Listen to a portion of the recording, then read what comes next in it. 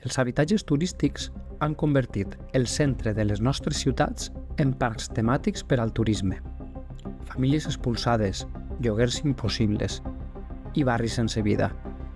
Ens estan fent fora dels nostres propis barris. A moltes ciutats de la nostra geografia, com Palma, Barcelona, València, Alacant, el turisme s'ha convertit en un autèntic monocultiu on els habitatges turístics ocupen els nostres barris.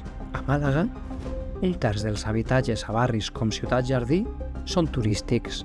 A Vigo han augmentat un 113% en 4 anys.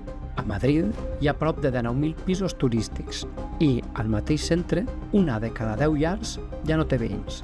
Només turistes, una plaga de pisos turístics que afavoreixen uns preus impossibles. Els petits comerços de barri agonits en fins a tancar o convertir-se en botigues de souvenirs. No volem que el centre de les nostres ciutats es convertisca en parcs temàtics per a turistes. Reclamem el nostre dret a la ciutat com un bé comú, per a una vida digna. Acabem amb el negoci de l'habitatge.